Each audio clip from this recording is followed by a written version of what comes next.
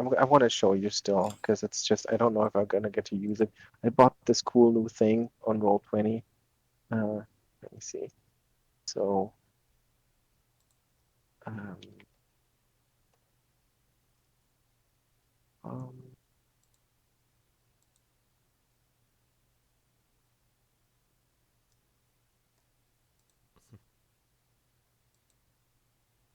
so you can hear the rain.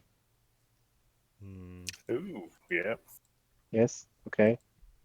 And Oh, my main speakers are not in my headset.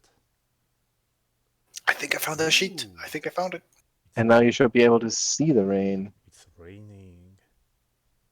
I can still Isn't hear that it. cool? Yeah. I can hear it though, but Oh, wow, that is a cool effect. Because Yeah. it's falling from above, not like a shitty diagonal rain. I mean, Well, that would also be an option, but this like But this looks like better made because usually the view is top down. yeah, yeah, the Fantasy Also, Grounds. mistake, did Yeah, not find the sheet. yeah. Fantasy it's Grounds online. Unity. Yeah, yeah, I would just, I like my PDF sheets. Okay. Yeah, I mean, Fantasy Grounds Unity will be able to do that with a cool diagonal rain. Cool. Mm. And the night vision effect too. I have no idea why. Sometimes I think they put features in Unity just because. Instead of actually like putting the minimize button for the windows. Who needs that? Yeah, Nobody. or making adjustable fonts of adjustable size. I mean, such silliness. Aye.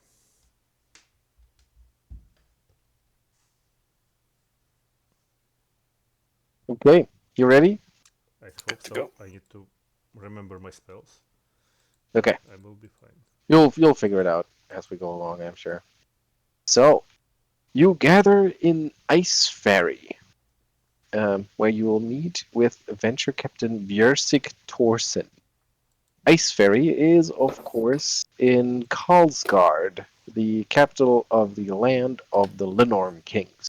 So we are high up in the north of Golarion, in a sort of Viking nation where a bunch of kings rule, each of which has single-handedly killed one of the mythic Linorms. Iceberry, like, Ice Ferry, Mm-hmm. like the boat. ah, yeah. Um,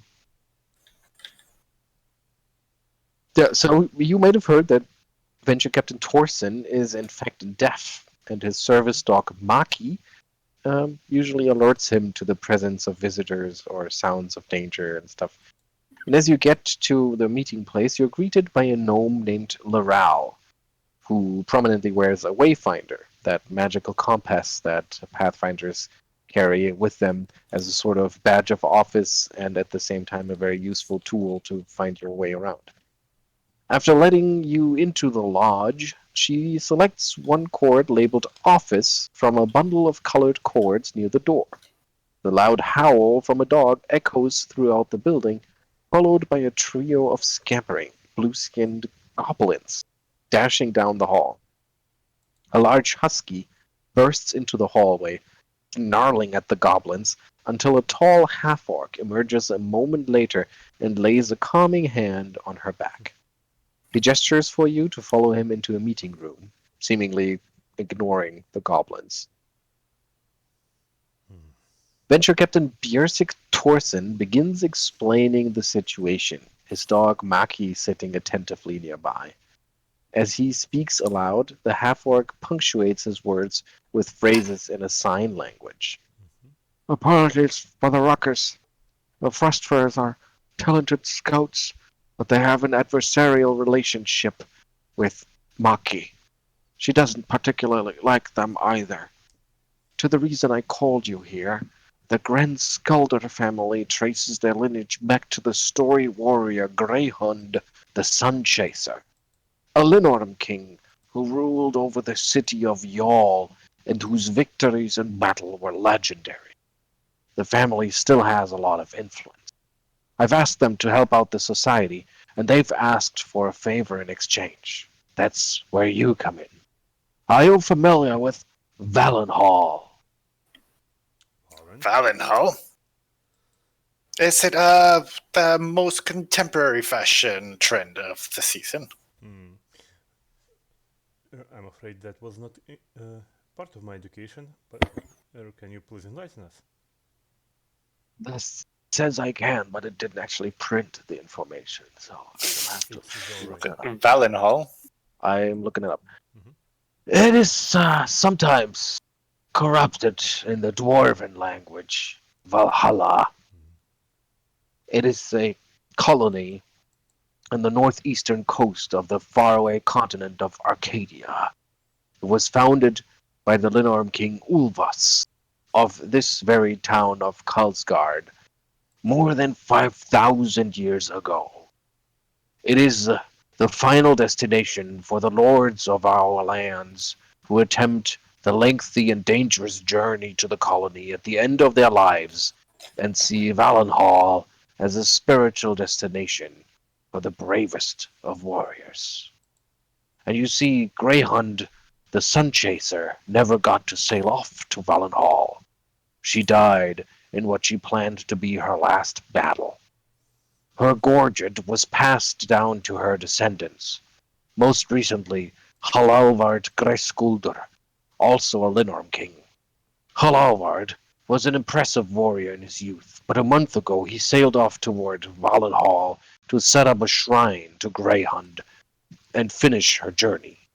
He planned to ensure the gorget found its final home in a place of honor.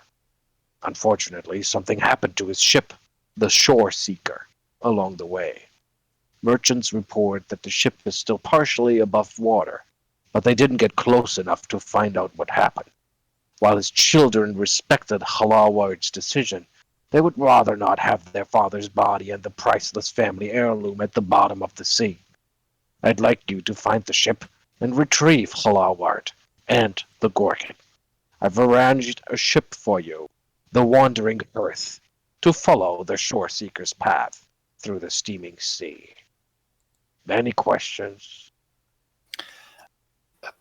Out of character. What is the gorget, or what is the item? I don't know what a gorget I is, and I believe it's probably the should. It's the thing you wear around the neck, Yeah. I think. Google Translate says in German it's a gorget. Yeah, it's kind of like this neck brace protection, like you wear on the top. Which, Yeah, yeah. it's, I think it's it's somewhat throat protection. either like throat protection, Yeah. a bit on the shoulders. This kind of like an armor, like the clone troopers officers wear that. Mm-hmm. And also, just out of character, just to get the names correct, it's Greyherd, the Sun Chaser, Greyhund, Greyhund, like and this. Hualer wants to. Clavard. Hualvard wants to make a shrine, but his Clavard. ship crashed. Okay, no. Yes, I have a question. How long ago was this shipwreck last seen? Do we have any time frame as to the events? We don't quite know. The crew made it to shore on a lifeboat, but their stories conflict. Something may have attacked the ship, or it may have just run aground of something, and Halavard told them to leave while he investigated. He never lit the signal light that said it was okay for the crew to return, so they made their way back home. I know this doesn't really answer your question, but it's the only one printed here. But it leads to other venues of investigation. Are some of the members of the crew still here? They are on another ship now, unfortunately. They should be back in about 6 months, but we can't wait that long. I see. Absolutely not. Yeah, so it is a rescue then. At least I hope it will be a rescue. How high are the chances that he is still alive? Low, I'm afraid. Yes, Mr. Elfman, I also don't think we'll find anyone living, but the mission is not so much that, but It is a noble endeavor. Yeah. We have to find this Gorget. You're right. And who knows? I mean, it's pretty cold out there, and the frost preserves bodies very well, so we might just come back with him in tow. Okay. And So, determine what happened. And Yeah. before we go further, tell me your society modifier, if you have Reserve. any. but it's going a bit crazy again. Yeah, I'm not Because sure. I think That's fine. I don't think I have registered Elfman anywhere, so there is none. Oh, what do you need, Seven? The modifier of your society skill Wait, so Where would I find that? on your sheet in the skills section. Should say society. Skills society, not Pathfinder society. Yes. 1. Yeah, 0. Okay. So Give me 1 second, because Lisa just got home and Safer is barking a little bit, so I'll be back in 1 minute. Well, that gives me a chance to tell Elfman a little bit, because even though you're not really educated in local society, you've apparently picked up a few tidbits about Valenhall, and you know that Lenorm King Olvis sailed to Arcadia about 5,000 years ago and established Valenhall, and that brave Ulfins dream of making the perilous journey there at the end of their lives. Very nice. And King Sweyn Blood Eagle recently did exactly this. And you also know that Ulfins must buy their way into Valenhall. They always make the journeys with a large stash of gold or gems. Hey, Anthony. Yeah, hello. Hello. Sorry about that, guys. I was 1 hour off. I thought that 8 o'clock for you meant 3 o'clock for me. It seems like Sam is also having some time traveling trouble. So we decided to just do a cold Pathfinder Society quest instead. So if you want to join us for that, you can do that. So because we're still in the briefing section. Yeah, you can barge in very easily.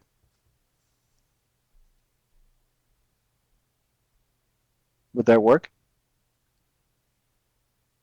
Sorry, hang on. I'm trying to get my my internet has been real crummy lately, so I'm trying to get everything up and going. But yeah, I can hop into a society thing.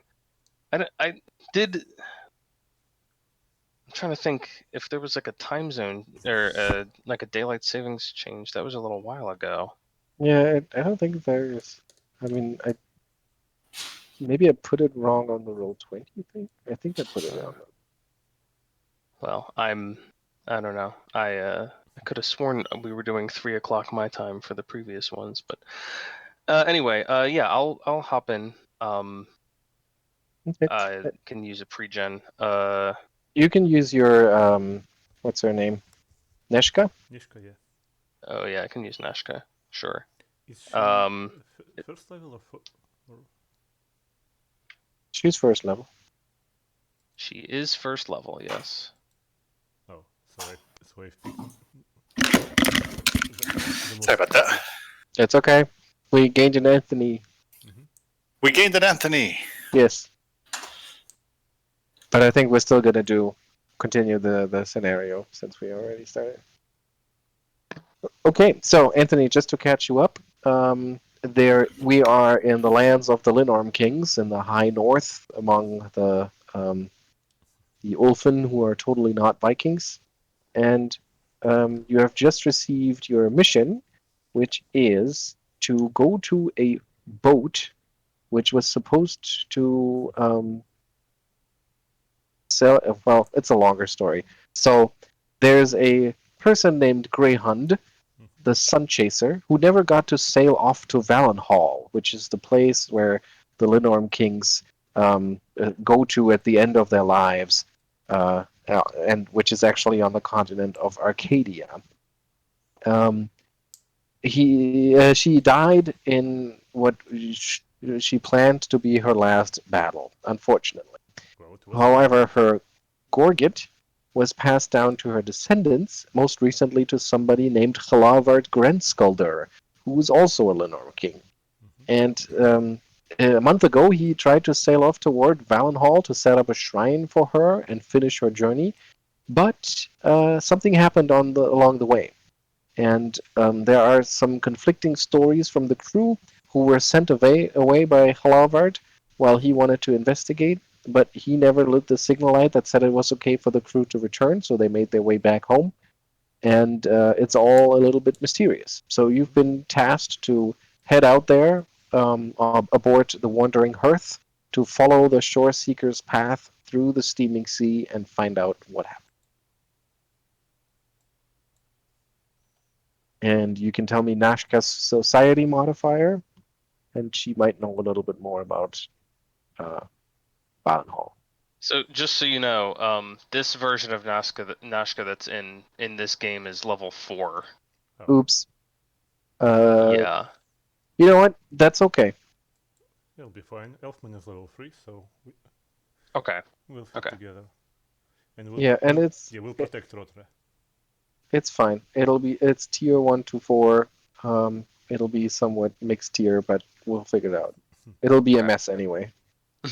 Sure. Yeah, because this is entirely cold. I haven't set up anything, just so you know. That's fine. So you want my society modifier? Yes, My please. society. It's -1. All right. In that case, do you want to try to recall knowledge? Because you might recall some bad knowledge. Sure, why not?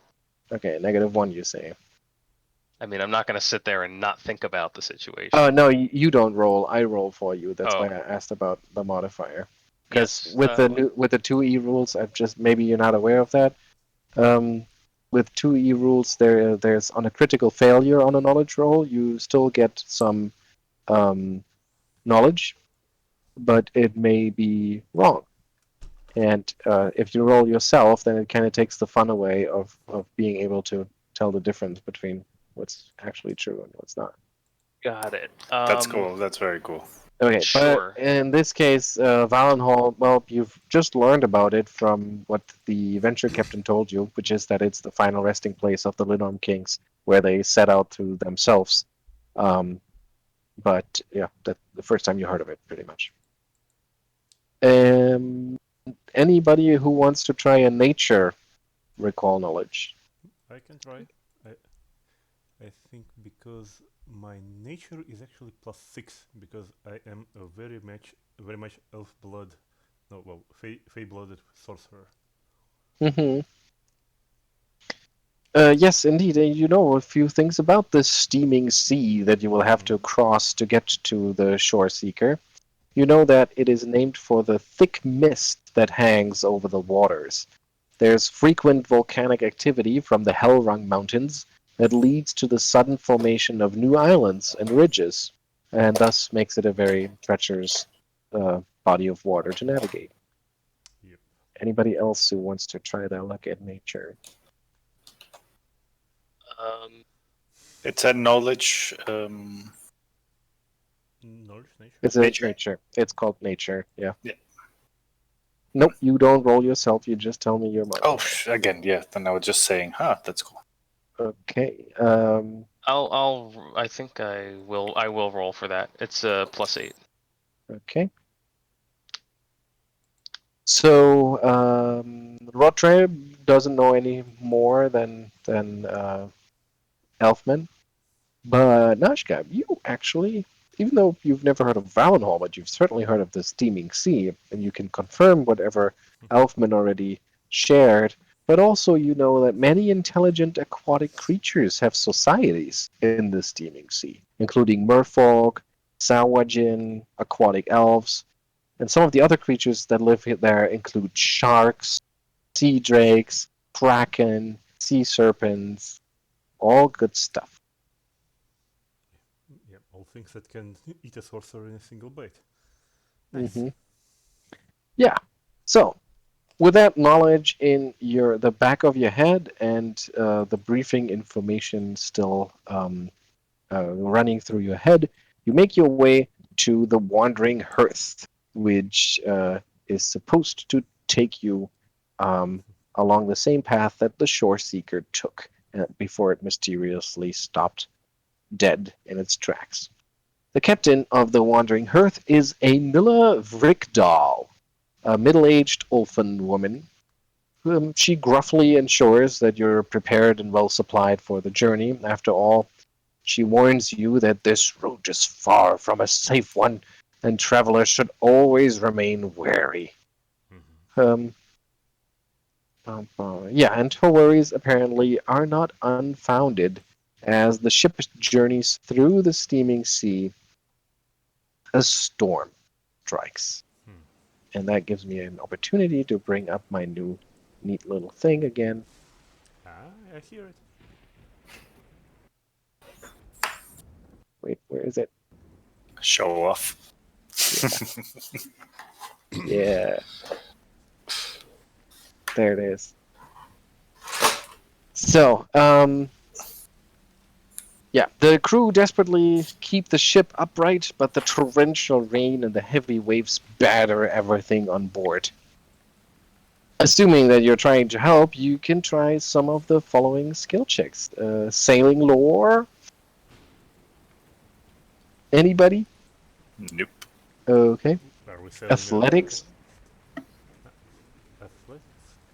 I would try athletics. Rotre would try athletics. Okay. Go for it.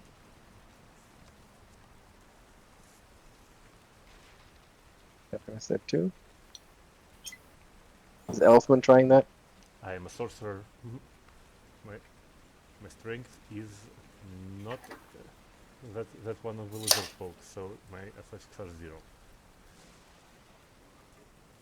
I can summon Fae to help. Okay.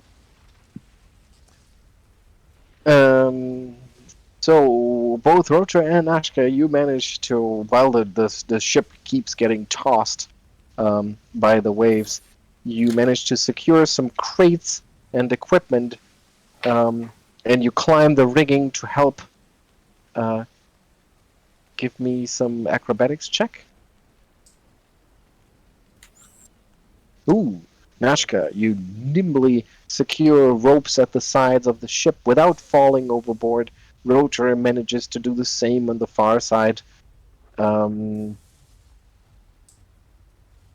Yeah, nice. Very good job. So that's the total. We have a critical success, which counts as 2. And then we have Rotor succeeding once, twice, and Nashka succeeding 1 time regularly. So perfect. Yeah. For some reason, maybe some of the crates that you were securing, or maybe from all the tossing of the boat, some equipment falls into your laps, and you manage to recover 2 lesser antidotes. This is very nice. Will help us. Yeah. Okay, so yeah, you manage to get through the storm. The ship mostly still intact, and the wandering hearth reaches its destination. The shore seeker lies half submerged in the sea, propped up by several more wrecked ships. The Ulfin longship is substantially damaged on the side. Captain Rickdahl sails the ship to the opposite, more intact side, and sailors lay several boards to allow access to the ship. I will let you roll nature checks to recall knowledge. So anybody can try that. Mm-hmm. Rotre definitely recognizes it, and Nashka nods in agreement that this looks suspiciously like the lair of a sea serpent, because those creatures love to pile up wrecked ships that they capsize to build their homes. Well, this just took a turn. Yep. Yeah, did I ever mention that my ancient ancestors used to sail to Arcadia on a boats filled with gold to pay for their trip there? Will that motivate us to go further? Because I mean, I'm not sure it motivates me. We do have a task to complete, which is to retrieve the gorget. But now I think we need to determine, did it crash by itself and then the sea serpent made a nice little abode here, or was this creature responsible? Can we even exact vengeance on a sea serpent if it is actually responsible? I Yeah. think with the right attitude, you can exact vengeance on anything. Well, Does trust does Nashka have a sense of how powerful a sea serpent is? yeah, how How badass dangerous are it they? is? She probably would. Give me. Well, that nature check already means that you know a bunch of things about sea serpents, and you would think that, yeah, you would be thoroughly outmatched by a sea serpent by yourself.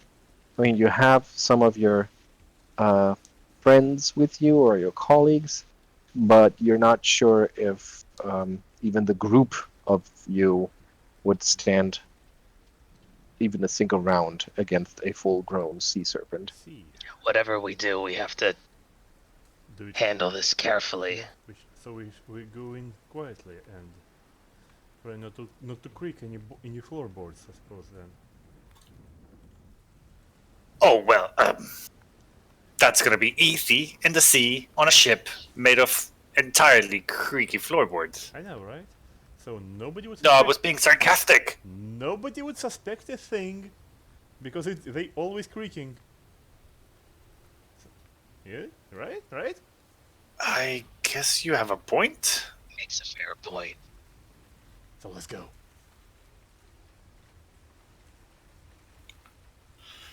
I mean, not like we came here just for sightseeing. We have a job to do. Yep. I intend to Is there complete any- it. Maybe I should take a quick look, scout ahead, see if I can see anything before we go bringing a whole group of people in there. Okay. A little quick look-see never hurt anyone. Okay. Yeah. Is there any way I can like? I mean, I'm a pretty decent swimmer, so Okay. Yeah. So you don't have to swim actually because they've laid these planks over to get across. Or do you still Okay. want to swim? I mean, you don't have to. I well, I guess we're trying to see what's on the boat, so I guess I should probably hop on the boat. But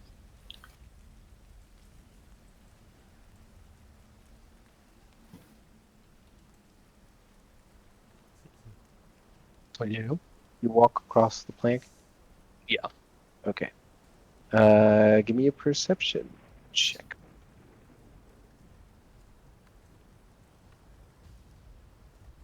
Okay. And give me a second to finish this.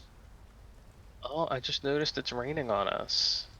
Yeah, with a very cool effect. Yep. And sound.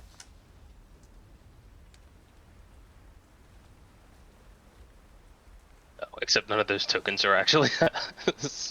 Yeah, they're on you. But it's a weird rain, I guess. Okay. I'm getting there.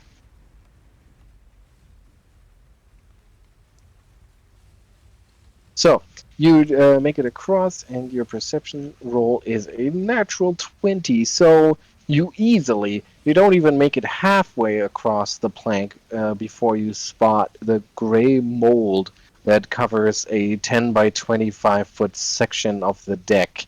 And by sheer bad luck, probably, certainly not bad intention on part of the crew, you would have walked right into it.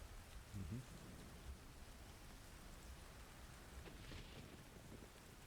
So give me a survival check, please. Survival.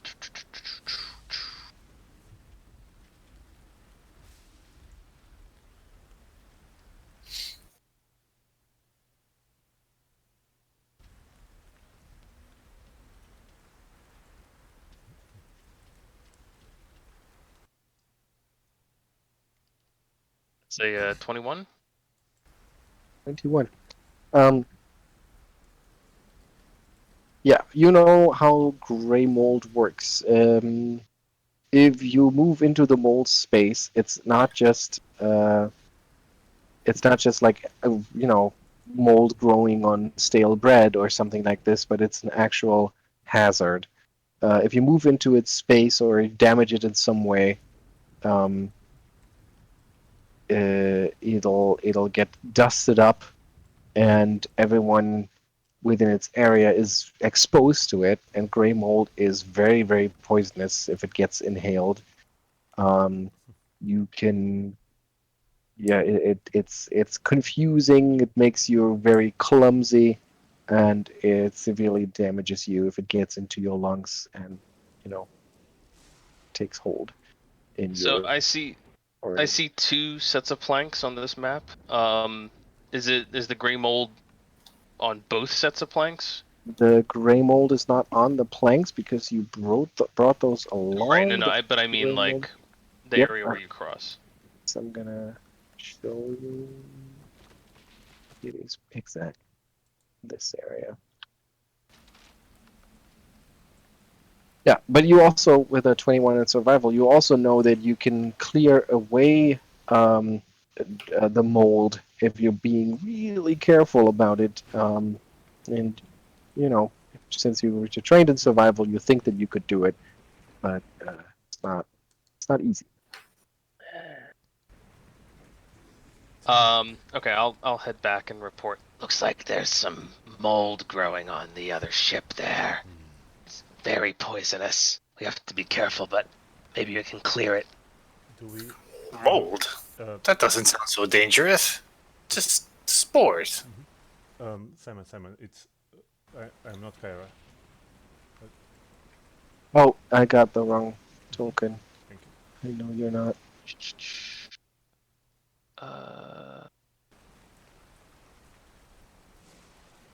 Can we burn it away, even in this weather? I mean, I can conjure some flames for this. Do I think that would work in my? It would. Um, it might work, but it would certainly, cause the mole to get airborne. So it is not a good way then.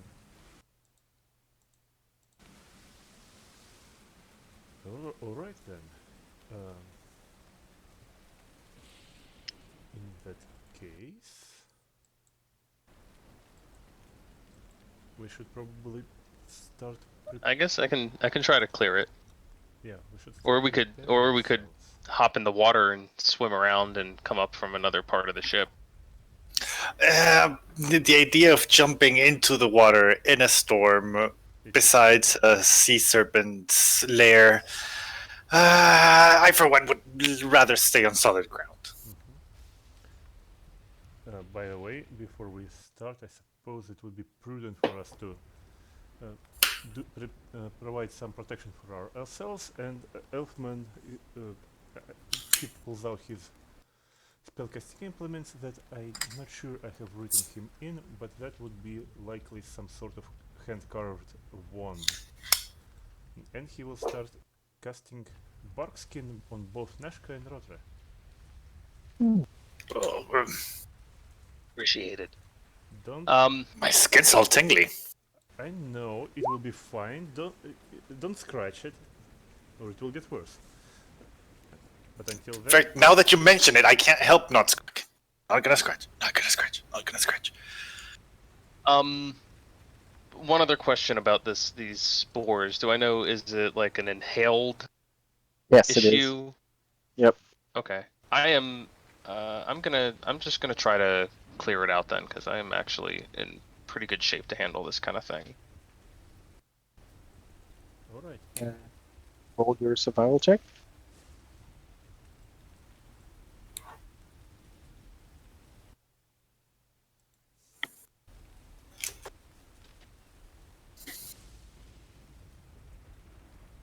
Uh, 18.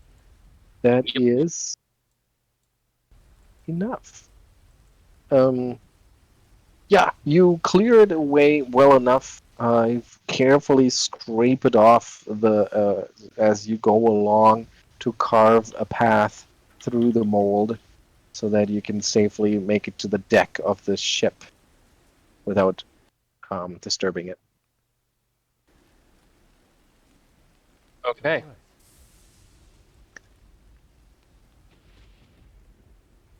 Don't worry, everyone. It cleared a path.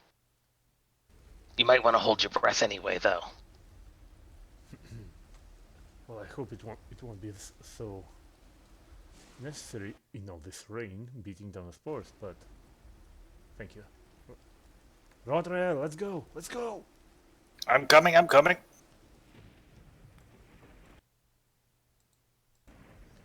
So I suppose we let go.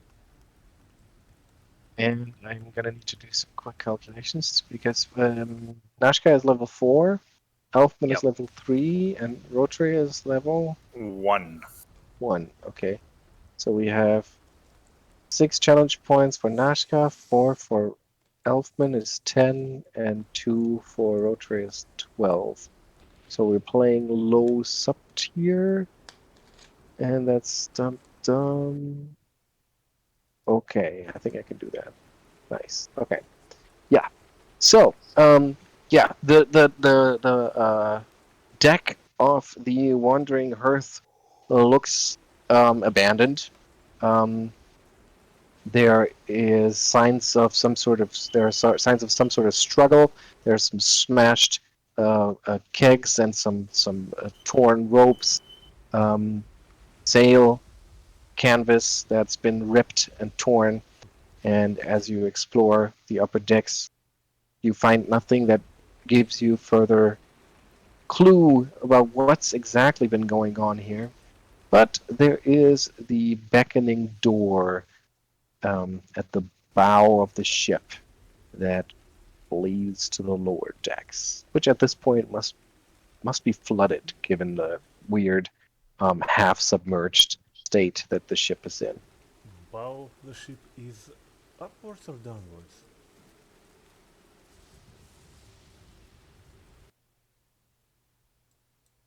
Hey, Nashka, which way is the bow of the ship? Nashka points with her tail. Where? That way. I can see it.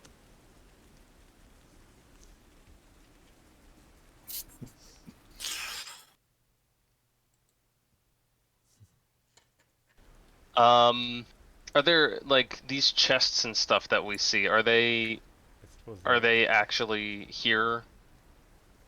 They are there, but most of them are smashed. Oh, this chest here? Yeah. It's open, and you can tell that it probably contained some simple weapons. Given that there's like the fixtures that would hold them, so that they don't get tossed around when the sea gets rough.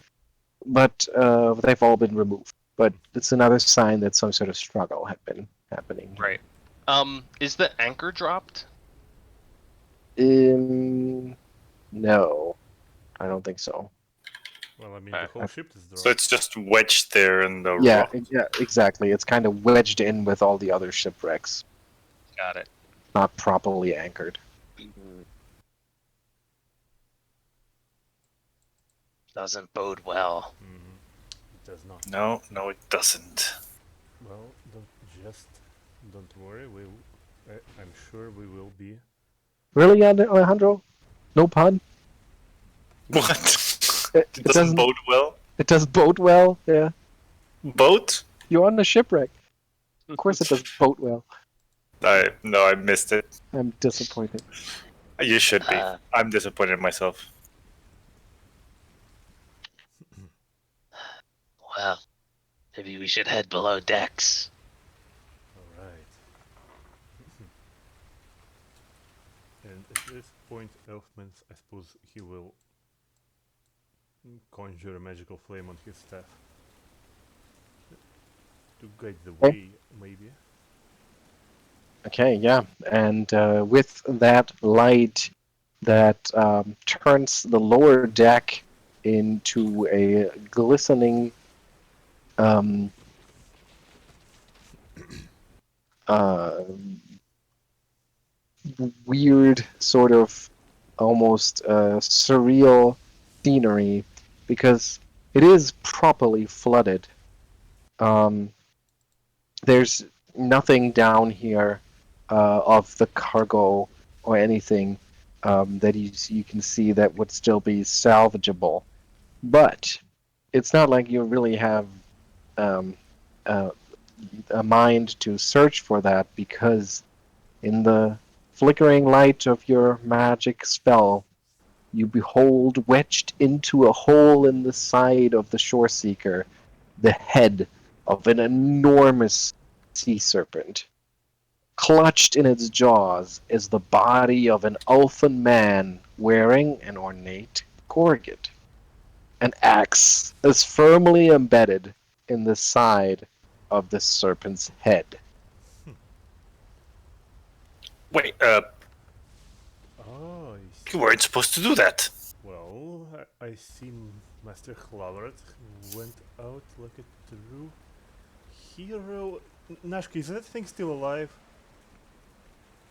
Does it look still alive? It doesn't take much training to recognize that no. Whew, okay, It's okay. dead. So it managed to kill it and died in the process. Or am I missing something? But just so you get a sense of how big this thing is, the size category is gargantuan. So it's the size of a mythical creature. Well, I mean, Probably the size of the whole ship. Master Claveret was a lunar king, so that's kind of his thing, actually. Yeah.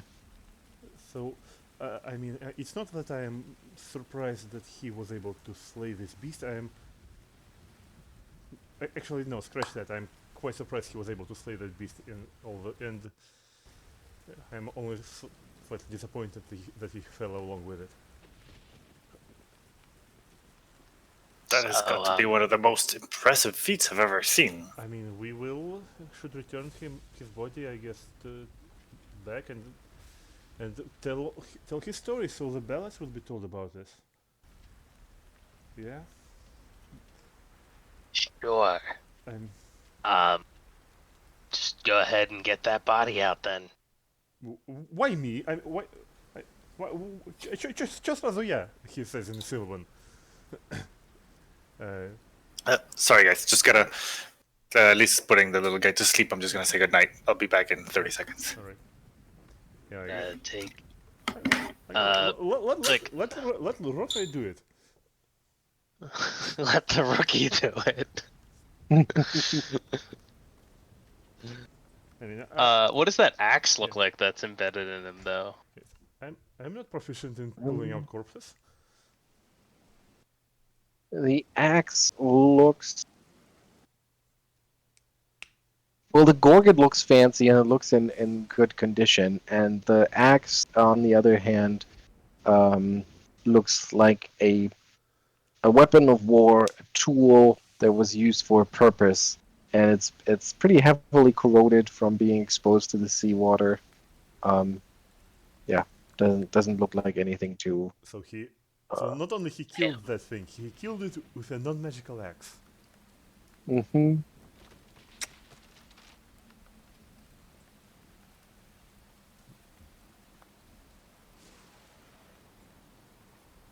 All right. Well, I guess Elfman will try to approach the body carefully. Okay. Yeah, the water inside the ship here is not very deep or something. But for some reason, it requires you to hold your breath for one round, which I think you can do. Yep. So you dive under something that has fallen in the water. Wait a second. And I mean, if we are required to dive, right? If the body is submerged beneath the waves, right? to dive. Why? To dive what? Yes, I'm sorry. You just need to dive under some obstacle that's between you and Okay, yeah, okay. and then you can emerge on the far side. You only need to hold your breath for a single round. Well, It's not like you need to dive down to get to. yeah, thankfully Elfman can hold the breath for a single round because his constitution is 14, so he'll be alright. Okay. All right. So you swim over there, and it's an unsettling experience getting so close to the horse-sized head, not like the head of a horse, but sized like an actual horse of this sea serpent. It smells like rotting fish, almost sulfuric like smells that just make your eyes water. And you're up close. You're just within arm's reach, but you can see that it really bit down hard on what you assume is Halavard, and it would take quite a lot of strength to wedge open or break open the jaws to release its prey. Yeah, I think we will need some help with that.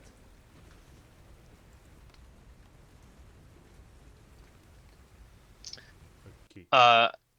Nashka will look for some sort of like a beam or a chunk of a plank that might be used for leverage. Yeah, well, most of the stuff down here is probably moldy and just soggy from being exposed to the water for such a long time. You could certainly use a weapon or something, something that you brought along with you, but nothing down here will have enough integrity. I don't have any really appropriate weapons for this. I just have my hands mostly. I could try to maybe slash apart the rotting head of the serpent a little bit, I or mean, just Mhm. use raw strength. I do have a staff which I can transform into a Shillelagh staff. Well, it would be an athletics check to just force open the jaws, kind of like breaking a lock. Eek, eek. Can we use disable device on it? No. And I just realized that you actually do have to dive down. Sorry, the description was somewhat confusing. So you have to you have to hold your breath for one round just to get to the underwater um, head. And back. Sorry about that. Because that makes sense. So the head of the serpent crashed through the side of the ship, bit down on the orphan, and then got trapped in there, and then the ship flooded, and of course it flooded above the level of that hole. So you have to dive down, holding your breath for one round. Then you need to force open the jaws, which is probably enough, and then you need to with one more round of breath. Okay. Yeah. Uh, Okay. Okay. All right. So Nashka's gonna give. sure. Well, Nashka is gonna be alright, Alright. I suppose. Elfman, however, he will. Nashka can hold her breath for an extremely long time. She has the breath control, so Nice. So just so we are get a learning moment here. Generally, you can hold your breath for a number of rounds equal to 5 plus your Constitution modifier.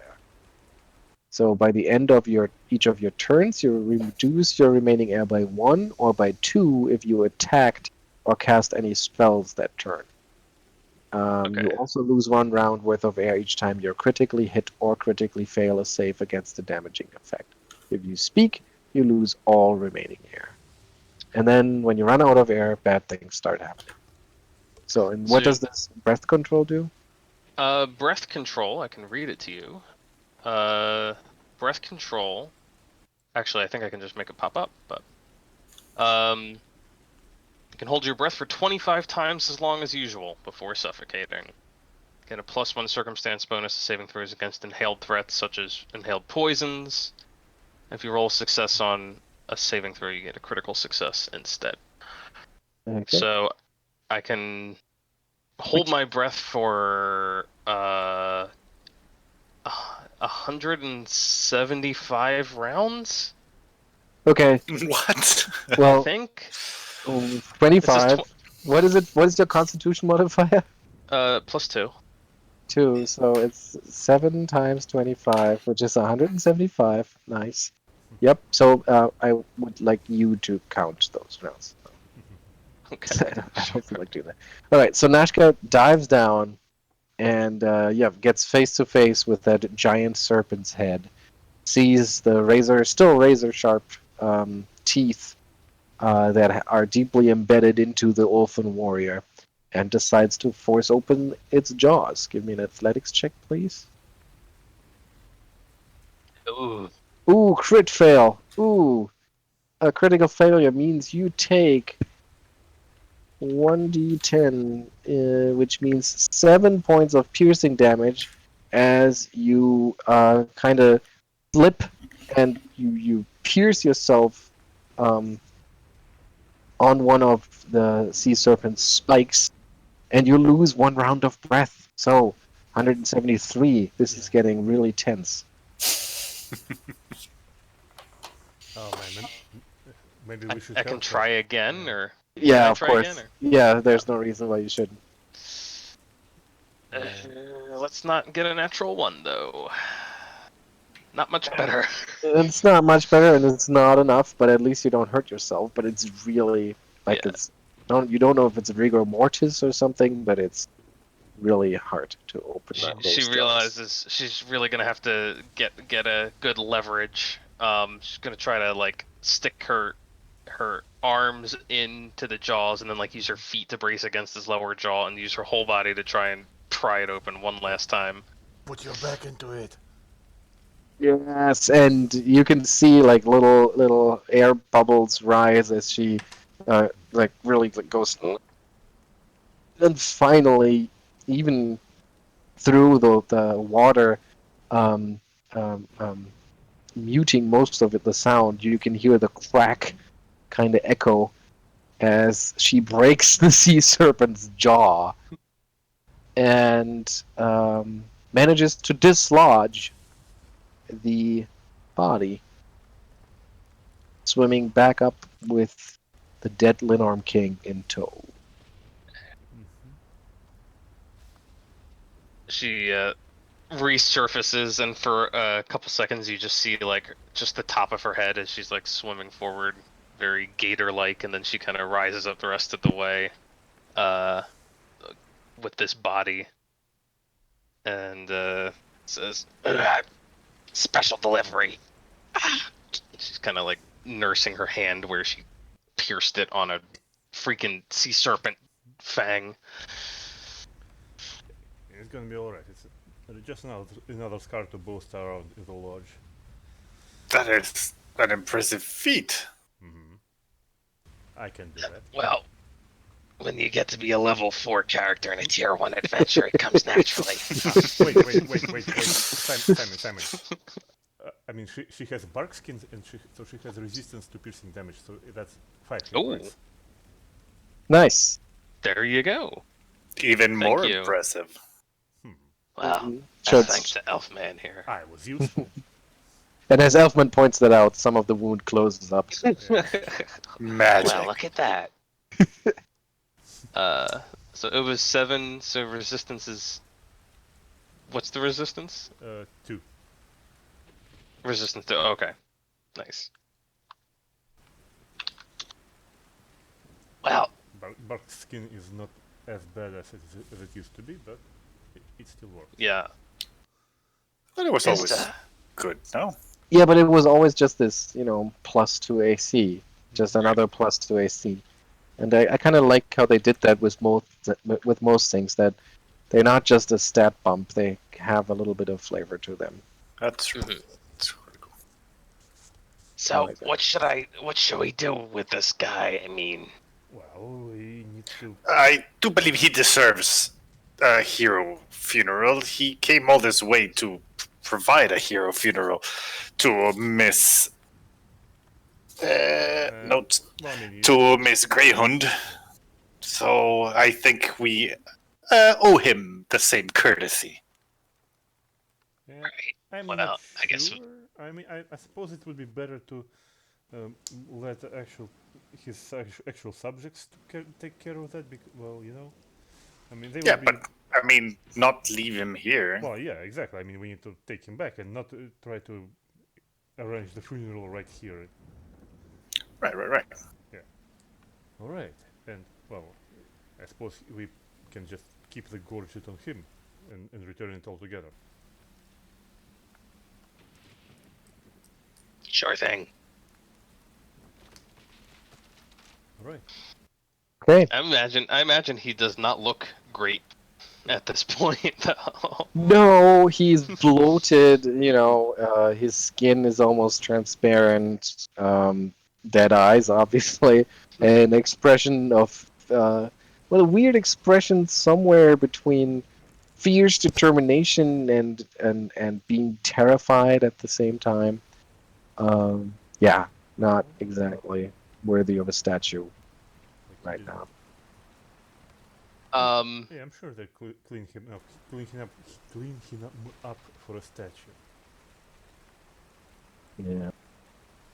Nashka wants to maybe go down and try to, like, I don't know, rip off a fang from the serpent or break one off if such a thing is possible. Well, you did a pretty good number on it, so I think you can at least get something like that, like a little memento. Sure. Just well, she's thinking more as like a trophy to bury him with. Oh, okay. Yeah. He deserves something for That this he feat. does. I am inclined to. Okay. So that's what you do. You retrieve one of its fangs that came loose when you broke. And then you take his body and the gorget he's still wearing, I think. I don't think you took it off, right? No, we didn't. That's still on him, and you take it across the plank to your boat. And now I will need all of your perception modifiers, please. Just a modifier. Modifier. Plus 10. Plus 10. Wait, is that correct? Possible. Plus Yes. 0. Is that also possible? That is very possible. And Elfman? Plus 6. 6. 6. Yes. Okay. So we have a wrongly entered macro, and then we have this, and we have that. Okay. So that's nice. You move over to the other boat, and too late, you realize that 2 sea serpents are closing in on the ship. Unfortunately, though, they are very young, and they are much, much smaller than their mother, or whatever that other thing was. But they're kind of surprising you as they slither on board, and you missed the opportunity to catch them as they were trying to climb up the side of the ship, which would have made them an easy target. Okay, so roll perception for initiative, and these guys get to roll stealth for initiative.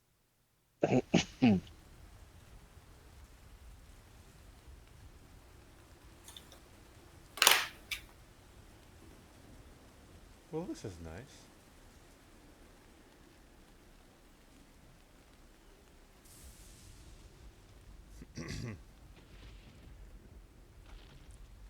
I forgot to click my token. You should be able to enter it now, and so should Anthony. What's Elfman's modifier? Oh, I can see it's 6. So one of the serpents is actually going to move first. Okay. Sorry, this, I I didn't click my token. This one is going to slither over towards Rotre, I think. Wait, let me just read their stat block. Maybe that'll help.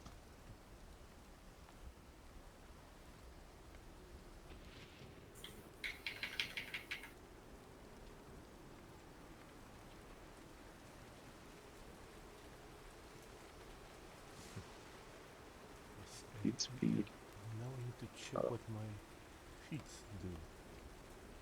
I won't need a reach spell, but Well, usually you use your feet to walk, but you can also jump, skip, and hop. Did I? There's the Alejandro we know. Yeah. Did I make it up? Simon? Am I back in the game? Yeah, it's okay. All right. So, one of the sea serpents. Yeah, as these young sea serpents climb on board, you watch in terror as they sort of unfold the spines along their back to be more intimidating. Even though it's kind of cute, because you've just seen how huge they can become, and these are in terms of the size category, so it's hard to take them serious. But then, um, one of them starts spouting water at um, which doesn't sound too bad right now, but I think it'll be bad. Let me just check. Okay. So 1d20 plus 7. And what does the brutal trait mean? Brutal trait? Does anybody know? I think it has to do with crits, but I might. Traits. Where are the weapon traits? Classes. So I'm just saying, like brutal. my character can't Oh, be it complete uses because I have no feats and no. brutal uses its strength modifier instead of dex. Oh. For a Well, ranged there you weapon. Okay, so yeah, it spits water at you with quite powerful blast. Actually, an 18 to hit. To Rotre, Rotre. that will hit. In that case, you take some damage. Let me see. It's 1d4 in addition to this thing. Okay. So first of all, you take 3 points of bludgeoning damage just from the sheer water pressure. And then on top of that, the water is full of psychotropic algae, which wow. sounds like fun, but not in the midst of combat. So I will need a fortitude save. Psychotropic. Yeah. What's what sort of Vikings are growing here? Yeah, I'm gonna be like hallucinating stuff. Indeed, you will. You're kind of confused, which you can read up in the By the way, if there in the yeah, if this is bludgeoning damage, okay. there is resistance to that too. All right, so that was one action of the creature, and then it has 2 more actions. And like I said, it kind of extended the spines along its back, and now it strides forward. And you need to make a reflex save to avoid getting hurt by that. But since you're confused, that will certainly you don't have your wits about you, and you attack wildly. You're flat-footed, and don't treat anyone as your ally. You can't delay, ready, or use reaction. Okay. Each time you take damage from an attack or spell, you can attempt a DC 11 flat check to recover from your confusion. Okay, so points of that's a reflex 9, which means you take 3 points of slashing the extended spines, Apparently they deal slashing Nope, there is when no. they're living, when they're... So my character sheet is really messed up because it says I have. I'm pretty sure it's not correct. Yeah, I'm pretty sure that's wrong. Just count them. You'll have more than Yeah. 6, so that's fine. I'm just But writing them down manually. roll a DC a flat check. So just roll a d20, and on an 11 or higher, you snap out of the confusion.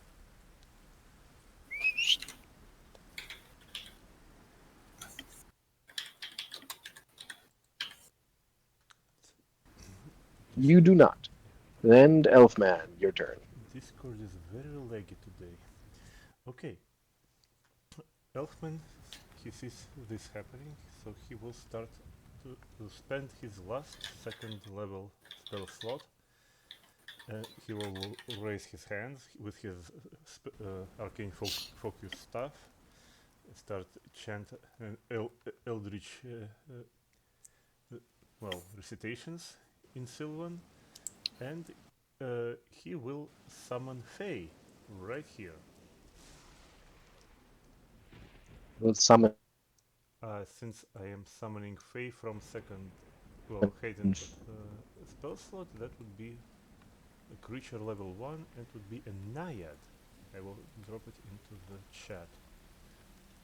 So with the whole storm and the rain and the waves splashing in, some of all of this water will suddenly whirl around and coalesce into a watery woman.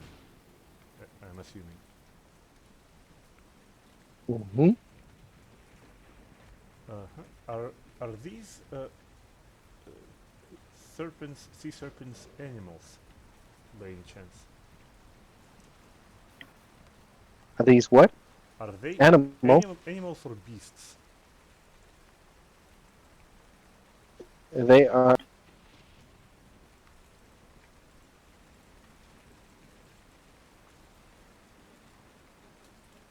What?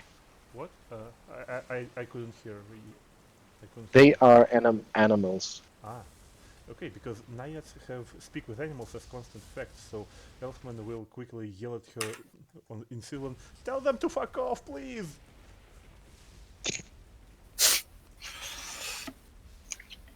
Okay. How long does your summon spell It take? it takes all 3 actions and it lasts, I believe, up to 1 minute. It's sustained up to 1 minute. Okay. I think All right. he tries to at least flank the serpent Okay. for Rotre. Yeah. Okay.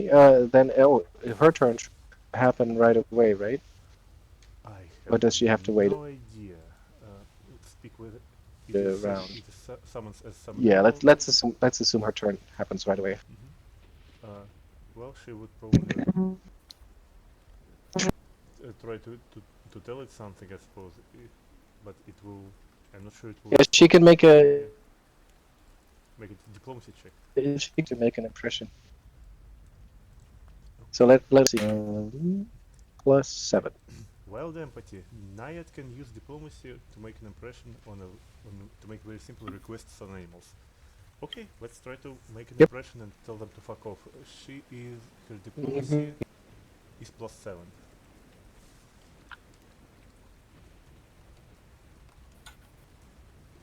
Go for it.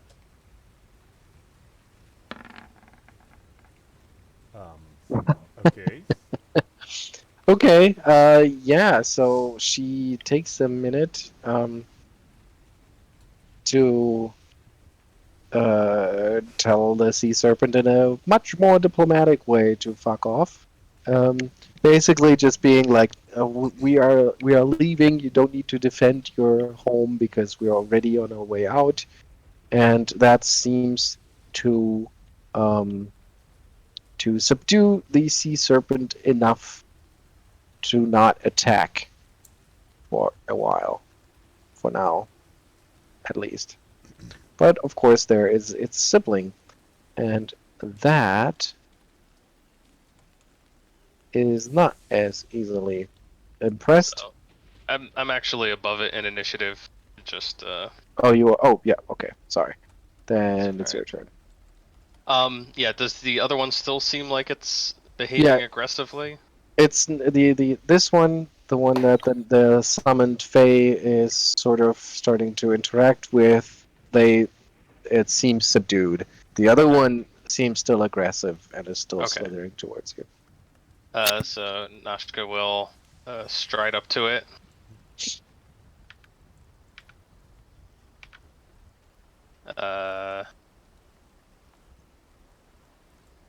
Right here. And just gonna try and shove it back into the ocean. Just like pushing it down. Nope. Nope. Just be like, ugh. This is, I believe, an athletics check Yeah. against its shoot. It has there's like a DC. Yeah, I think it's Fortitude DC. something like that. I think. It's either fortitude or reflex. I think it's fortitude. Oh, I would have it up, but I don't know why my internet is being so damn slow. Well, you're coming in nice and clear. Yeah, I don't know. Seems to be selective. To shove with the athletics skill. Yeah, that's what I was looking at. Actions, shove. Attempt an athletics check against your opponent's fortitude DC. That makes sense. So athletics for you. 18. Its fortitude DC is actually 20, which makes sense that it would be hard to push because it's low to the ground. So you kind of shove it with your foot, trying to get it back in the water, but it just puts up its spines and resists. And that is an action from me, I think, just That's one. a single action, but it has the attack trait. Right. So if I tried it again, it would be reduced significantly. Yeah, or if you tried an attack. Yeah, any attack. Yeah. That was not a great roll for me. You know, I'm gonna try it one more time. Okay. So that's +5. Let's see, my twin. Oh, you know what? What am I? I always forget I'm a ranger and I should be targeting my prey. I don't think it changes anything about my bonuses here, but I will hunt it. Okay. That's an action? Yeah, that's an action. And then I will, yeah, why not? I'll still try to give it the boot one more time, just in case. All right. Wait, but Kick you strode up it, you hunted, Nope. and you booted it. Oh no, yeah, you're right. I'm done. Right. I'm done. You're right. It doesn't matter anyway. Striding, kicking, hunting. Yeah. Okay. Get out of here and. Yeah, and instead it kind of fights back, and it tries to bite you. And it was 9. 27. That's a hit. Is it regular or crit? That is not a crit. Okay. So it is just 3. Can't I roll anything higher than 3? It's 3 points of damage, but it uses its second action to grab you.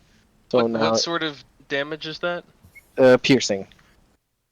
Okay, so we have the resistance to it, right? Mm-hmm. Okay. That's true. So then I actually need to read up if you need to do damage to be able to grab. I mean, it hit me. It's only resistance 2. Yeah. Oh, okay.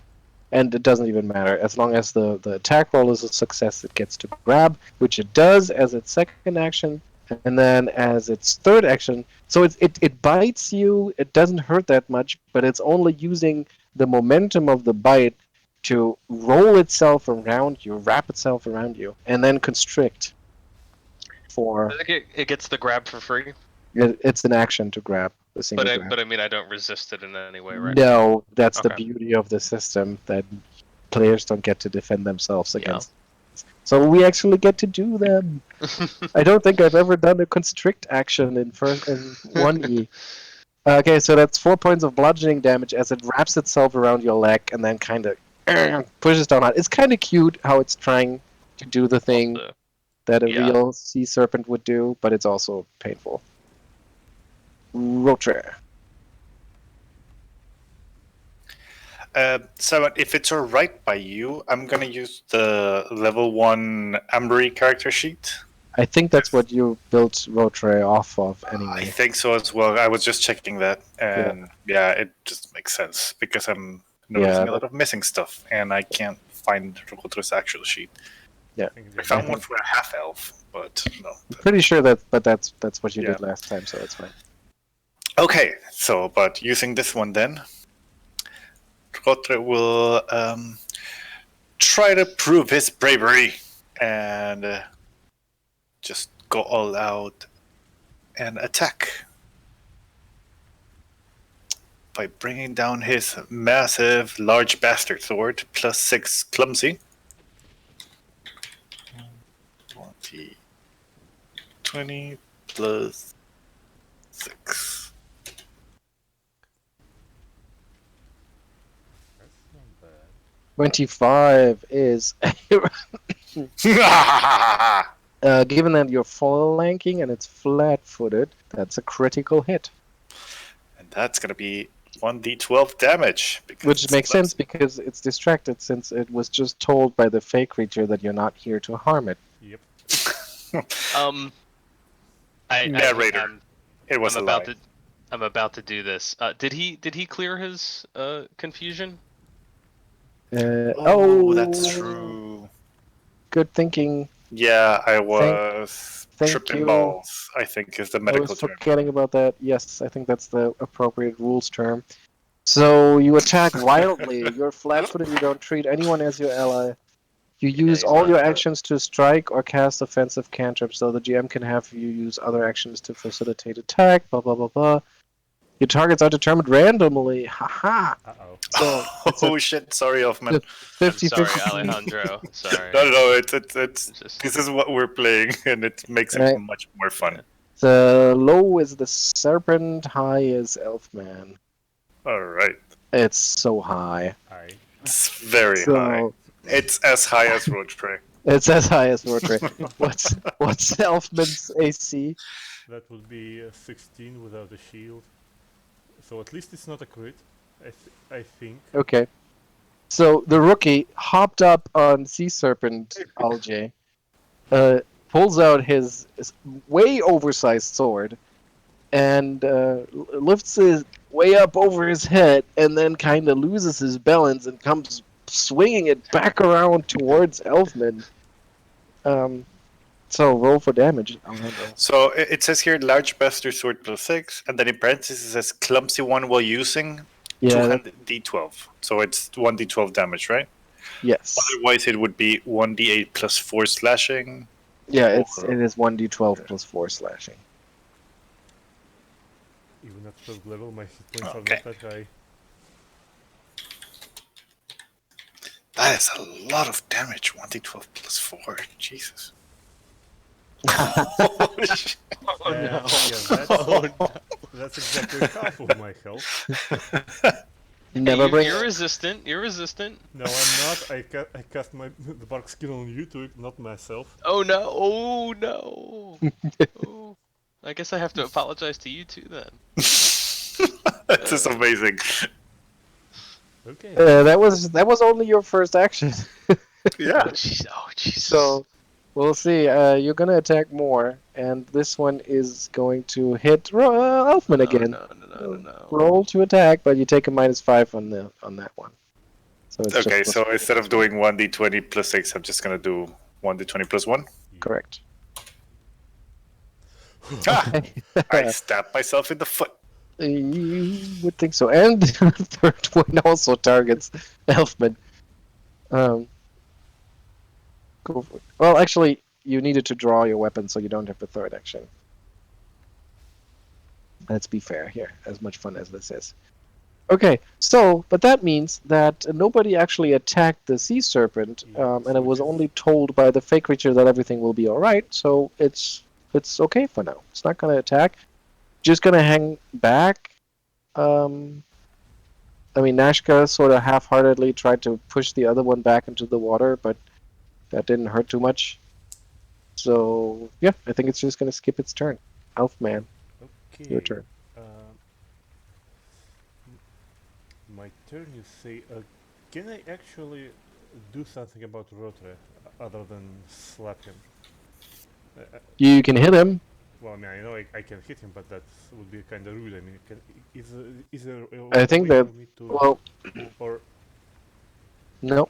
I mean, only if you have any ability that spells out that it clears the confused condition, then yes, but the confused condition itself can only be cleared by making that check eventually. I see? So I guess I will, in this case, I will have to just put as many. Oh, sorry. That wasn't quite right. So Alejandro, roll a fortitude save, please. Because at the end of his turn, he gets another save. Saves. Where are the saves in this bloody sheet? Yeah, At okay. the top. Yeah, no, they're at the bottom on these ones. That's where I was a Oh. bit lost.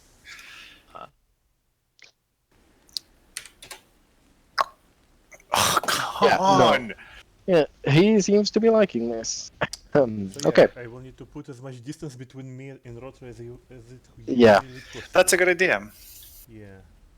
So, as first action, Elfman raises shield, some cantrip, making his armor class 17. He moves away. Does Rotre have a reaction to attack of opportunity? Where would I find that? Um, In feats? no, I don't know. On a PC sheet, I don't know. Does he have to What is he? attack Is me? he a fighter?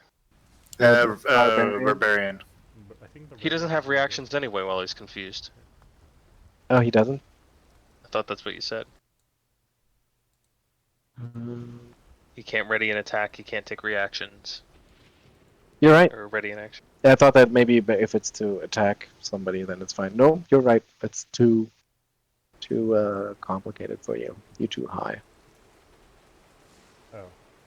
Alright.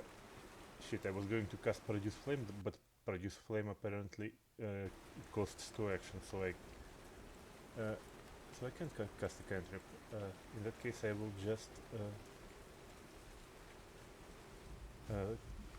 stride another 15 feet and take a tactical position to target this serpent that attacks Nashka. Okay. So that was 1 or 2 strides? That was 2 strides. 2 strides. Okay. Two strides and the shield. Okay, then. Oh, and the shield. And the fake fake creature Well, is going to keep this serpent calm. yeah, she was. I believe she wasn't issued any other orders, so I suppose she will continue to look to this peaceful resolution of this event. Right. Oh, by the way, I have an idea. Rotre is confused. Yes, you're breaking up a little bit. I know, Discord is very, very bad today. I mean, Rotre is confused, so that's a mind-affecting effect. Can she? Yes. Can she charm him to snap him off from this? Yeah, every time he takes damage, he gets to roll a flat DC 11. I mean, she has a charm spell on her ability. Well, innate spell casting. Or that one, or being charmed by Fae won't stop him tripping balls.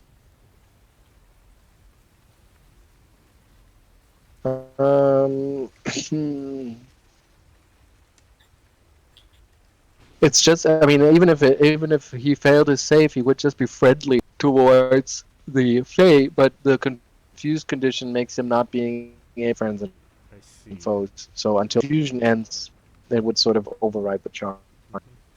Okay, then it will just continue to urge the sea serpent to go away.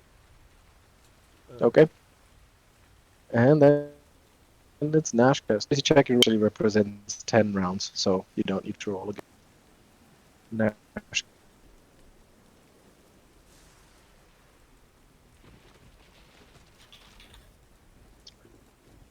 So it's me. Okay. Yes.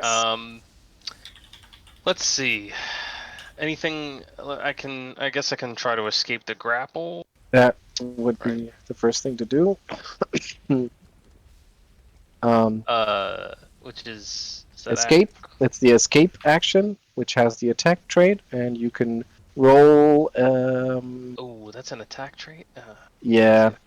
So you can attempt acrobatics or athletics, or use your unarmed attack modifier, whichever you would like. Acrobatics, athletics, or unarmed attack. And there's a crying baby in the kids' room, but now it's quiet. Okay. Yeah. Well, the noise filter It's works. quiet, so it must be okay. Yeah. I'm gonna use my unarmed attack because that's the highest thing I've got.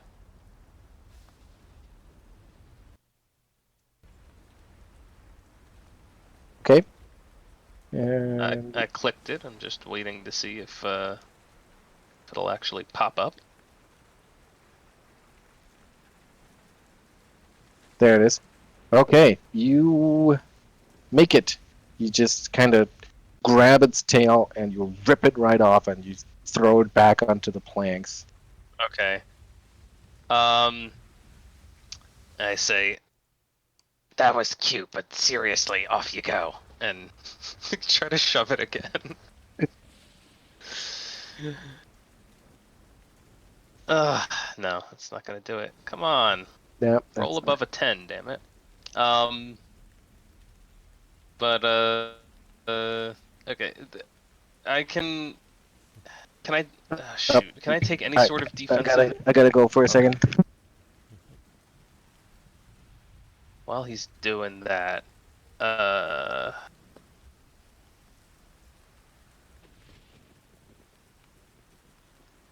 I want to check. Is there any sort of defensive action you can take without a shield? I think so. Parry, block.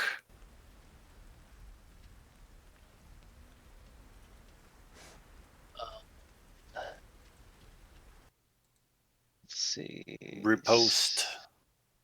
Yeah, no, but encounter mode. Play around, turns, act, and your turn. Basic actions.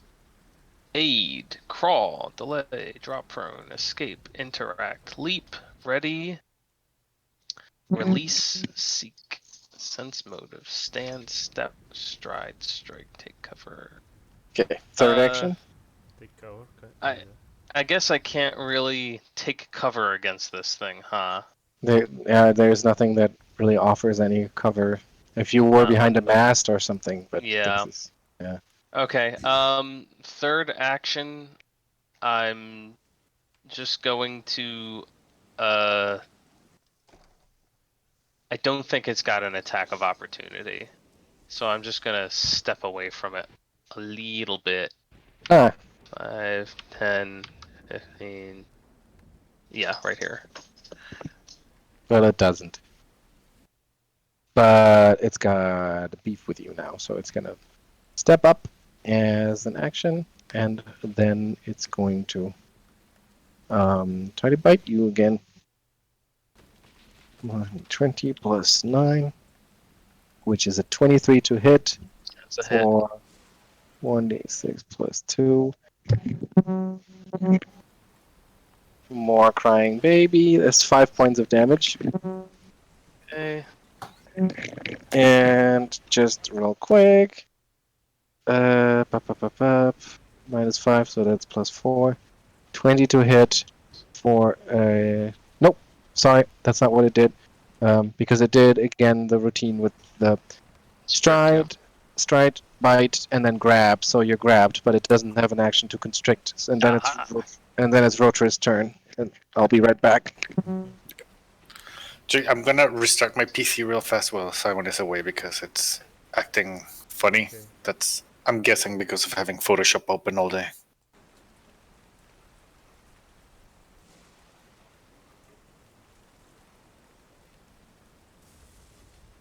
I do have prepared Sherlock stuff.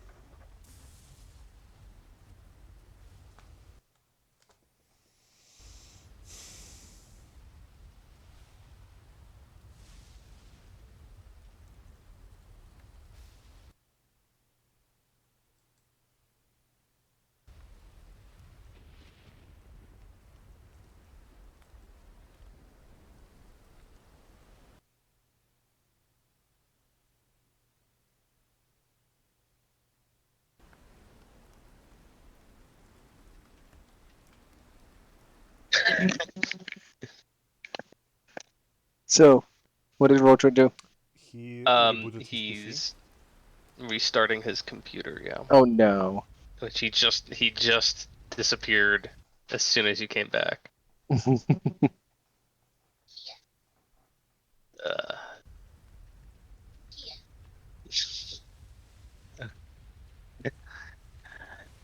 Um.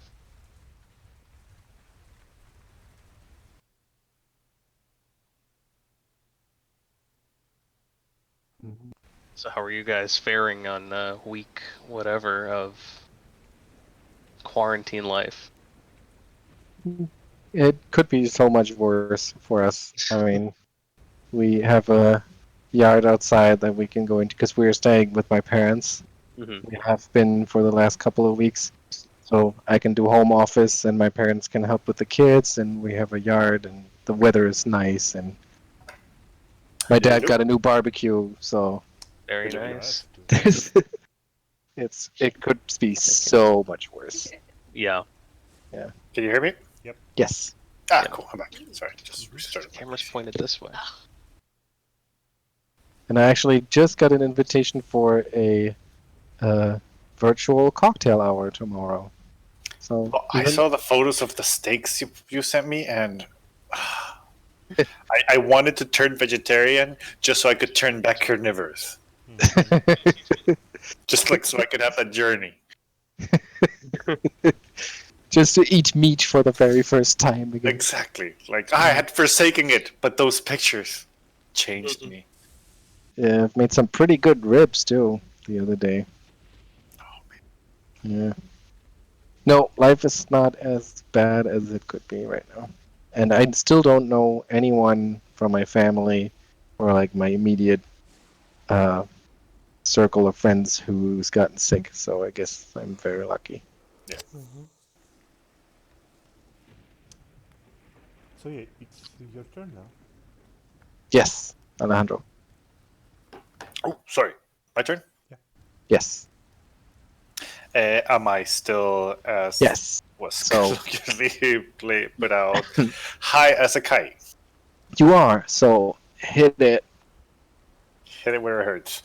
Yep, Okay. there's only one target, so I guess that's Does he have pretty to easy. roll on confusion table to, or he's still No, there's no Yeah. confusion table. It's just that he randomly attacks, and if there's only one target, then I think I don't need to roll. For how much? How many rounds am I going to be confused, or is that not for me to know? Not for you to know. Cool. Okay. So that is +6.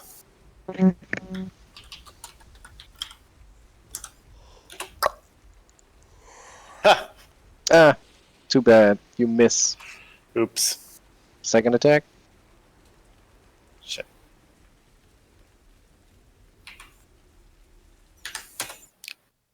And third attack. What are the odds of that? And what is the third attack? Also just -5? Minus 10. Oh, no. Okay, so that's not a 1d20.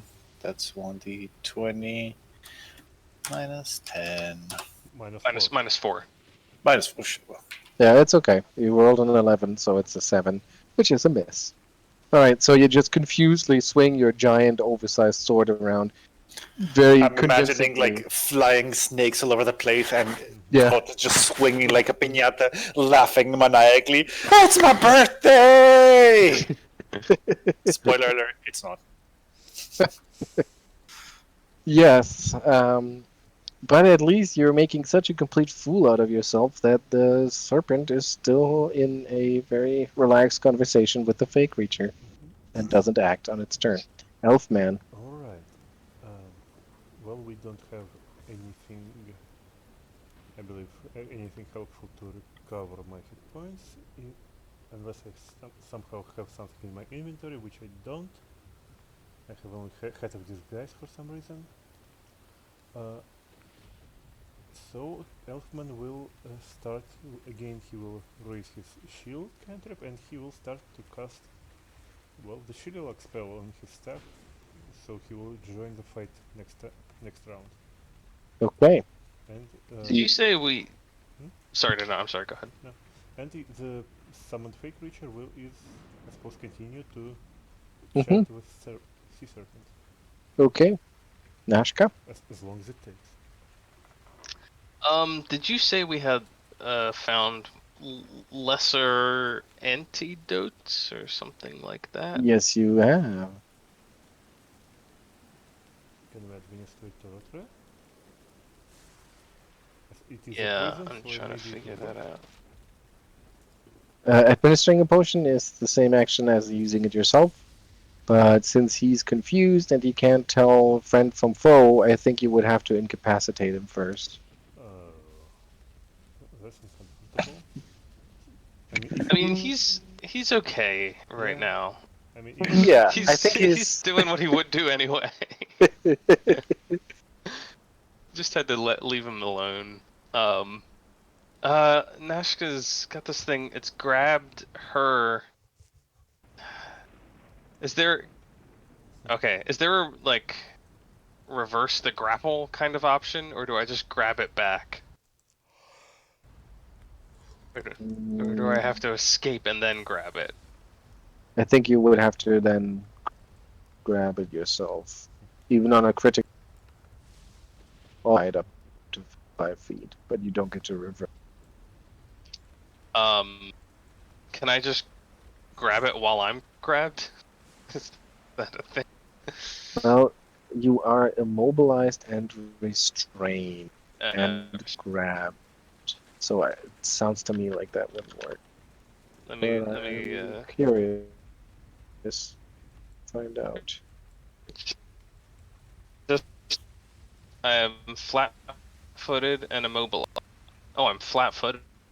And I can't use any actions with the attack or manipulate trait. Okay, well then I do have to if I want to do anything. And immobilized means I have no movement. So, Mm-hmm. okay, that's annoying. Let's try. All right. Melee weapon attack. Unarmed strike. Yep. And you shake it off once again. Okay. Give me 1 second. This is one action. Each of the same. I'm going to try to twin takedown it. Although it's going to be at a pretty big penalty. But I will make 2 attacks with my claws. So this one's going to be with a +6 only. God. That's actually only a 10. Yeah, that misses. And Oh. this one is a 16. Well, yeah, 15. 15. Why Which I assume- 15? Because it is agile. Oh, well then it's the first one was an 11, I guess, and this one, what is it? It's -4 and then -8. Yes. Okay, so the first one was actually oh god, where's my math? Could The be first an one 11. was 11. The And the second second one one- was 17. 17. So- Yeah. So that's a hit. Okay. Got a hit. A It only palpable hit. took First time somebody gets to damage one of those serpents. yeah, slash it. Shit. It's like, oh no, that's a critical damage. 8 points of damage as you slash it. Yep. Doesn't seem to be particularly vulnerable, but also not particularly immune to it. Okay. But and then I've got one more action. Because twin takedown's one action. Mm-hmm. I'm going to back up a little bit. How can I do this?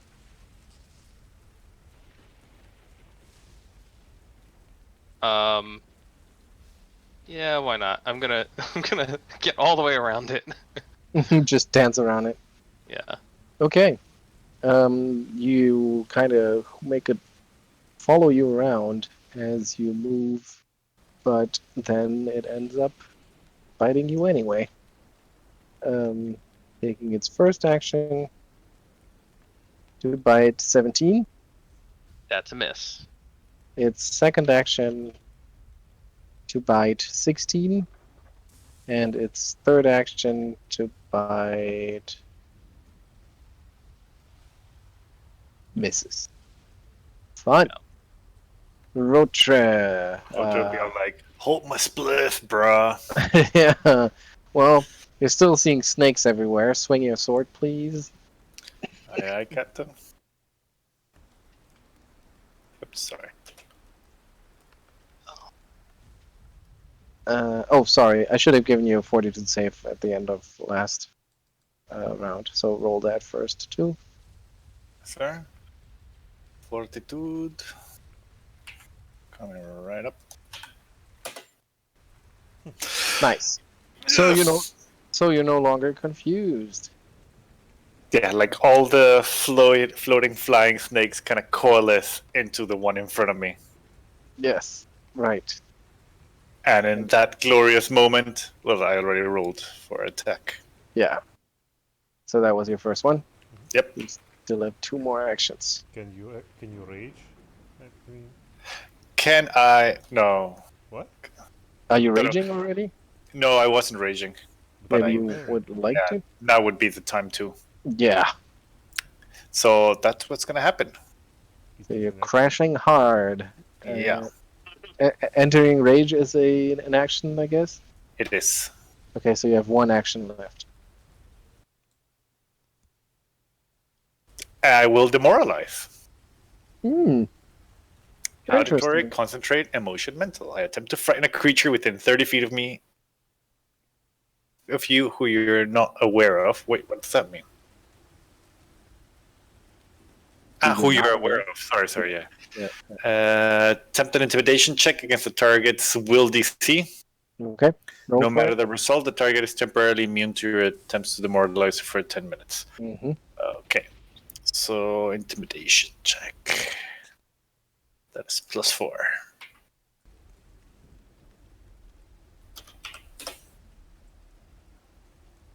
And I go like, You little snake! Now you're gonna give. Yeah, No. because first of all, you don't seem like you're really fully recovered, and the snake doesn't really seem to understand or bother. So Yeah, Rotre is still a bit high, cutting tongue, Exactly. yeah, But glass of that water. may actually still be for the better because the snake is still distracted by the fake creature, Elfman. Yeah, Like all that stuff that's happening right behind the snake, and it's not even noticing. yeah, the Elfman is quite amazed that his water ally was incredibly effective today. But he will then use the tactical advantage that Nashka provided him. He will cast shield on himself, take a step forward, and he will make use of flanking and his newly enchanted staff to hit it once. All right, hit it. It's a 7. It's natural one, so Yeah, it's a miss. So, do you have another attack? No, no, that's you it. don't. Yep. Shield, step, hit, miss. Okay, the fake creature Well, talks down the snake still. Nashka. All right. Got the flank. mm-hmm. I'm gonna grab this stupid little thing. I really want to do it. Okay. All right, grab it. 25, you grab it. I guess that has a bonus from the flank too. So I think. Yeah, it's flat-footed, but actually no, flat-footed only applies to AC for whatever Right, it reason. doesn't apply to these things. So. Yeah, but nevertheless, you grab it. All right. I want to throw it off of the boat. There is something like that. Essentially, have to reposition it. Right. Forced movement. When an effect forces you to move. No, that's when you are being forced. I think this still counts as a shove, but I'm sure you get some bonus because it's. Alright, so I think this still counts as a shove.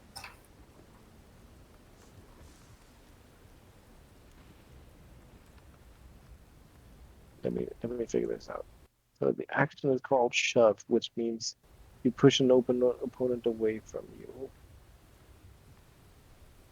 Is there anything else that sounds more like it? Lead, ready, release. I mean, it's a small creature, right? I feel like I should be able to. Is it Yeah. a small creature?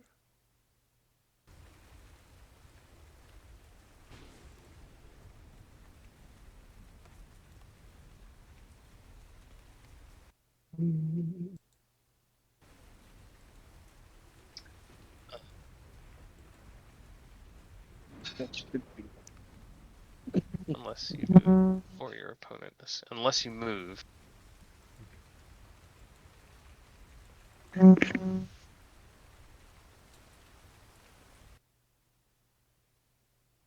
Alright, so first of all, let's see. You roll against its athletics DC, and you rolled a 25. So your opponent is grabbed until the end of your next turn, unless you move or your opponent escapes.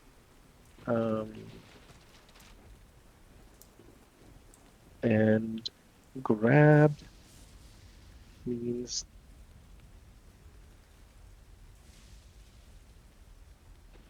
you're held in place, giving you the flat-footed and immobilized conditions, and some other stuff.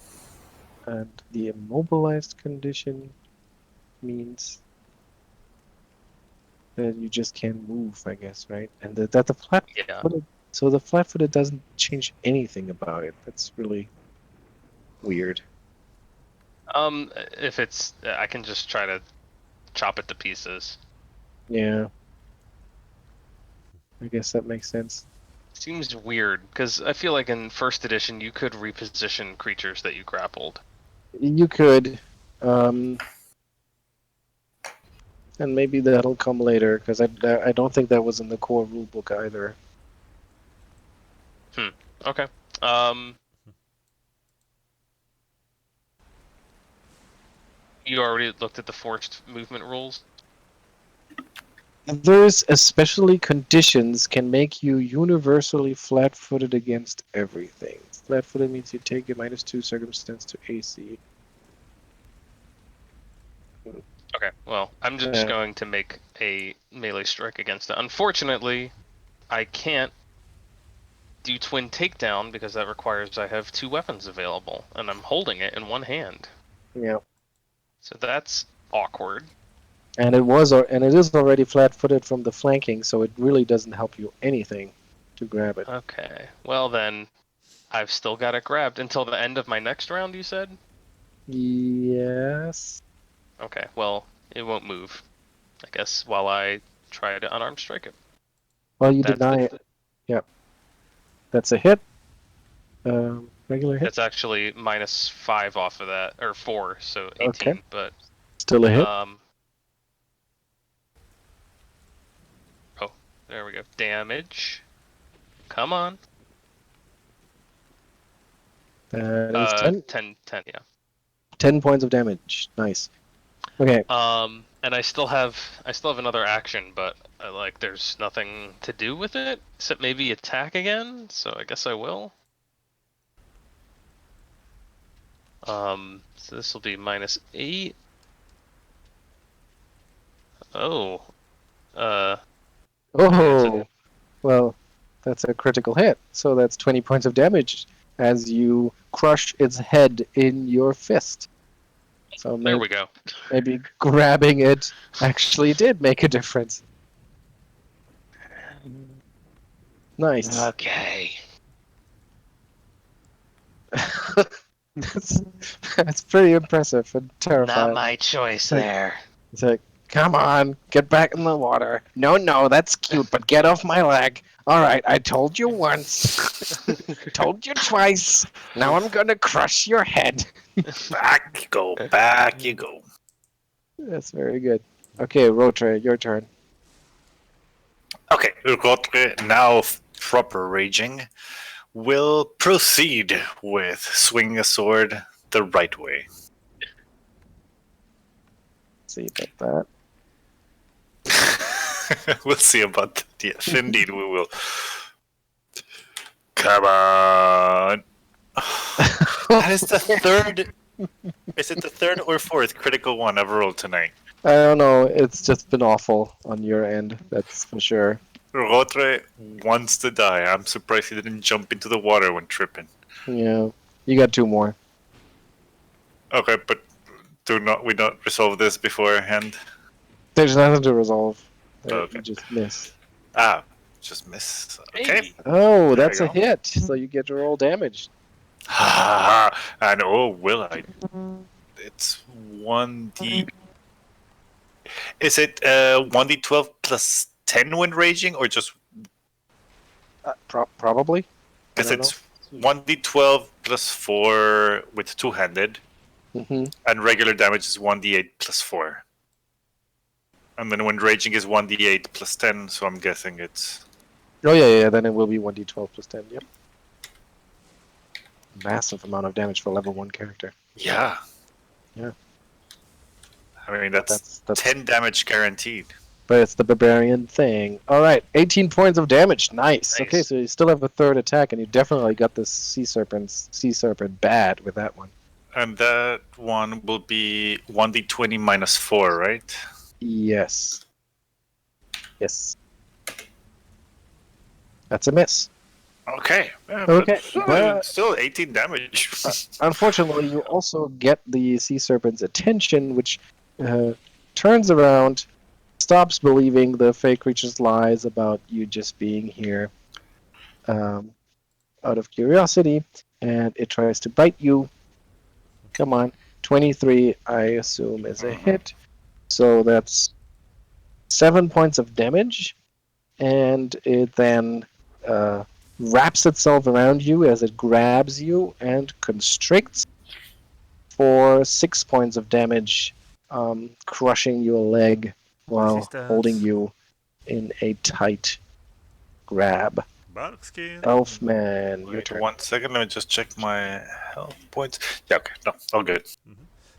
Elfman. At this point, Elfman, well, since one creature actually died, he will wave to the fake creature, and it's yelling in Sylvan, like, "It's a go! It's all right now. You can waste him now." And he himself will try to provide example of this by moving somehow something like this, and he will try to cast a firebolt on this thing now.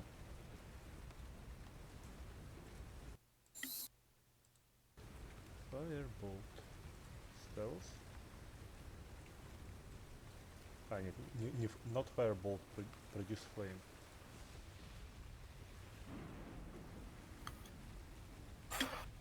Nope. Nope, that's a miss. That was Okay. all of your actions? No, it's produce flame is 2 actions, and I moved. Okay. So Fake creature? fake and- creature, she was given a go, so she probably will start using her attacks. She'll like shruggle. Okay, boss. I mean, you're the summoner, and she has Aquarius Fist +8. Okay. Edge of Punch it. magical water.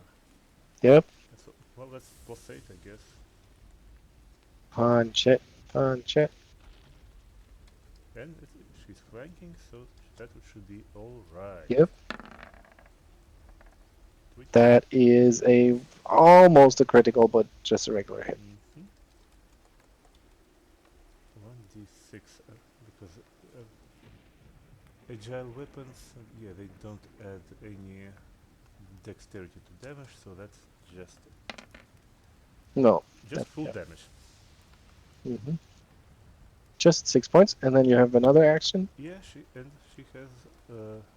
Mm-hmm. A d20 +4. +4. Oh right, it's agile. It only takes 4. Well, That's a critical hit. That's a critical So hit. roll a d6 and then double that.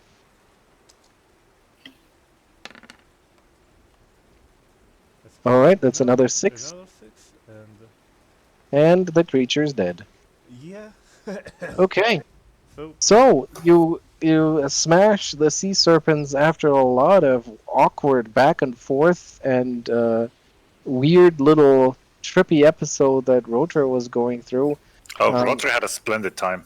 The 2 more experienced Pathfinders apparently wanted to get the rookie to have a shot at this, but eventually you had to step in yourselves because those 2 sea serpents, young as they may be, were a little more of a challenge than you thought. Nevertheless, you toss their remains overboard as the fey creature pops out of existence, at least in your immediate plane. And the ship takes you back towards Karlsgard, where you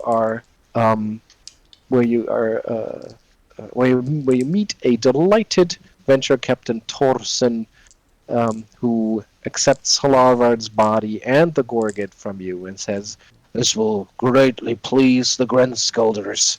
Thank you. I'll make sure that you're all on the list for a very special event coming up soon."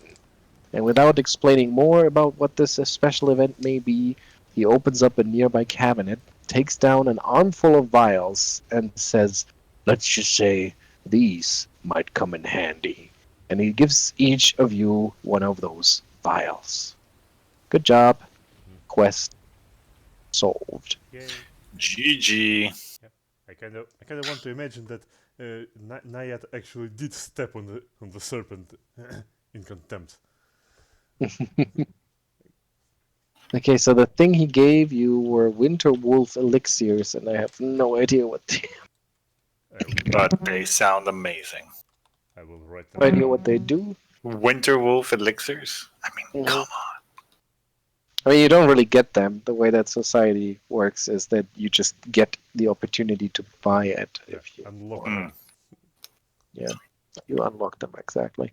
So Winter Wolf elixir warms your core and improves your circulation.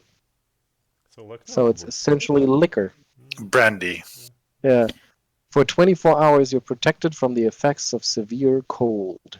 Well, that's not like And then there's a lesser wolf elixir, which does exactly that. A moderate wolf elixir, which also protects you from extreme cold. And a greater winter wolf elixir, which protects you from extreme and incredible cold. So how much Right. booze you need to drink to go out into outer space? Depends on the booze. Hmm. 'Cause if you find some good absinthe, I don't think you need that much. Yeah. All right. Well, that was okay. That was a lot of fun. That went better than I thought, given that it was entirely unprepared. Mm-hmm. Yeah, that was awesome. Yeah. Summons were useful for once. It's kind of a silly fight.